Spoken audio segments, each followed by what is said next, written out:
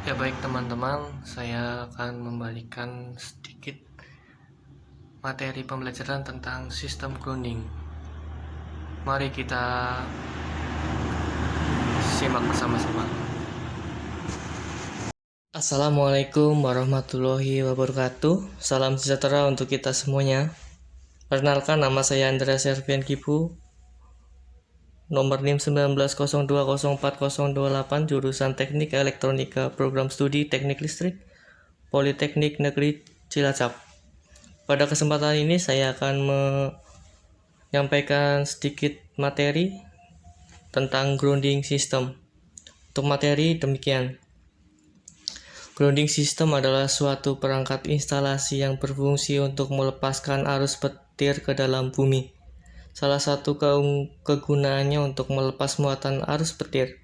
Standar kelayakan grounding atau pembumian harus bisa memiliki nilai tahanan sebaran atau resistansi maksimal 5 ohm. Bila di bawah 5 ohm lebih baik.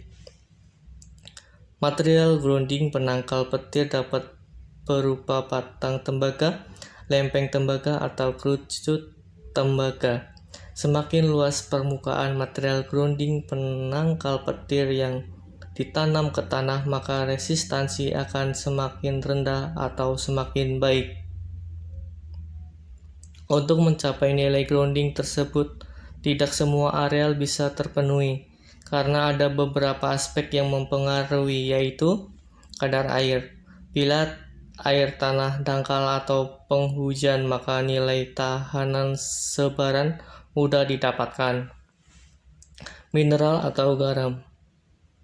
Kandungan mineral tanah sangat mempengaruhi tahanan sebaran atau resistansi, karena jika tanah memiliki banyak mengandung logam, maka arus petir semakin mudah menghantarkan.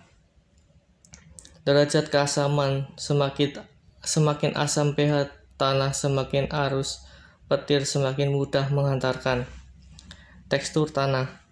Untuk tanah yang bertekstur pasir dan poros, akan sulit untuk mendapatkan tahanan sebaran yang baik, karena jenis tanah seperti ini air dan mineral akan mudah hanyut.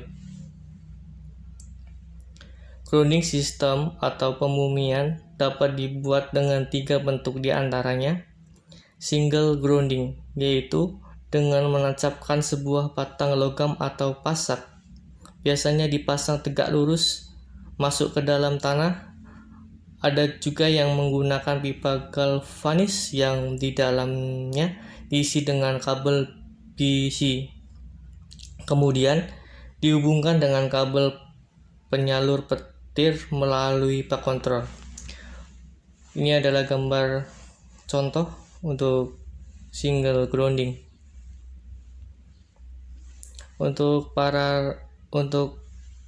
selanjutnya parallel grounding. Bila sistem single grounding masih mendapatkan hasil yang kurang baik, maka perlu ditambahkan material logam. Arus pelepas ke dalam tanah yang jarak antara batang logam dan material minimal 2 meter dan dihubungkan dengan kabel BC atau BCC. Penambahan batang logam atau material dapat juga ditanam mendatar dengan kedalaman tertentu. Bisa mengelilingi bangunan membentuk cincin atau cakar ayam. Kedua teknik ini bisa diterapkan secara bersamaan dengan acuan tahanan sebaran yang resistansi kurang dari 5 ohm setelah pengukuran dari earth tester ground. Untuk gambar ada di bawah untuk parallel grounding. Untuk selanjutnya, maksimum grounding. Maksimum grounding yaitu dengan memasukkan bahan grounding penangkal petir dalam bentuk lembaran tembaga yang diikat oleh kabel besi, serta dengan penggantian air tanah pada titik grounding. Teknik pembuatan grounding penangkal petir seperti ini merupakan cara yang paling baik, akan tetapi konsekuensinya membutuhkan biaya yang cukup mahal. Untuk contohnya, di bawah untuk maksimum grounding. Untuk selanjutnya, fungsi grounding. Sistem grounding pada peralatan kelistrikan dan elektronika adalah untuk memberikan perlindungan pada seluruh sistem. Untuk lebih jelasnya, berikut ini adalah beberapa fungsi dari grounding. 1. Untuk keselamatan, grounding berfungsi sebagai penghantar arus listrik langsung ke bumi atau tanah saat terjadi kebocoran isolasi atau percikan api pada konsleting. Misalnya, kabel grounding yang terpasang pada badan atau sasis alat elektronik seperti setrika listrik akan mencegah kita tersengat listrik saat rangkaian di dalam setrika bocor dan menempel ke badan setrika. Yang kedua, dalam instalasi penangkal petir, sistem grounding berfungsi sebagai penghantar arus listrik yang besar langsung ke bumi.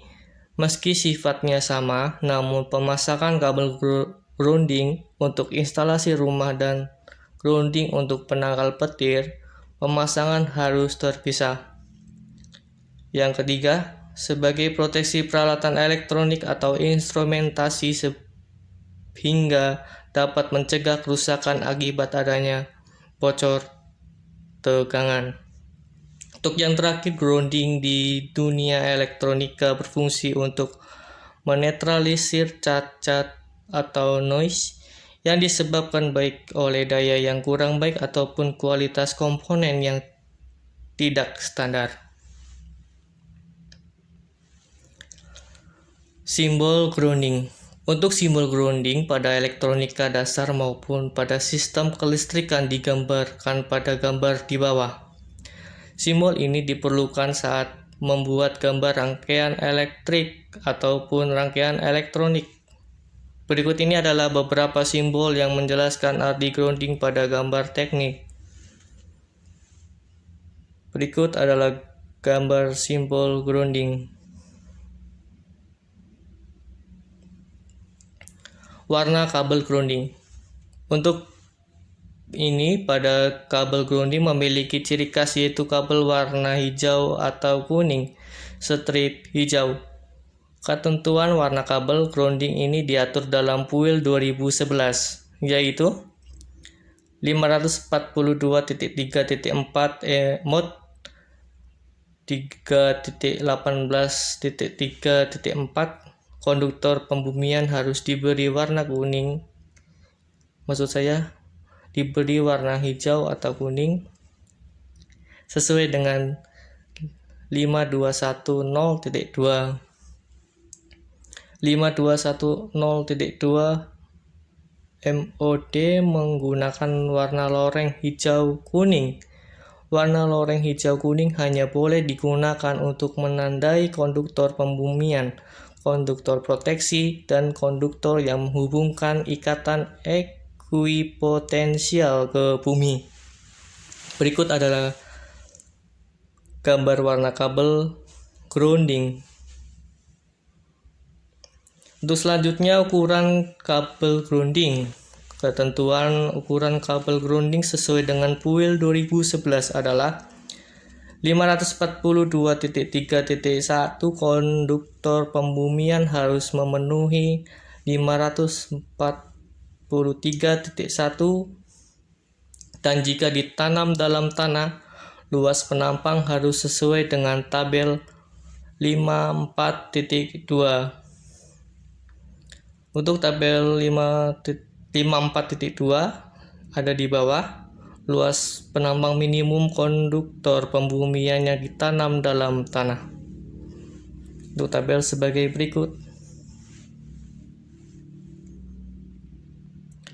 Demikian materi yang bisa saya sampaikan. Mohon maaf apabila ada kesalahan dalam menyampaikan. Saya ucapkan terima kasih. Wassalamualaikum warahmatullahi wabarakatuh.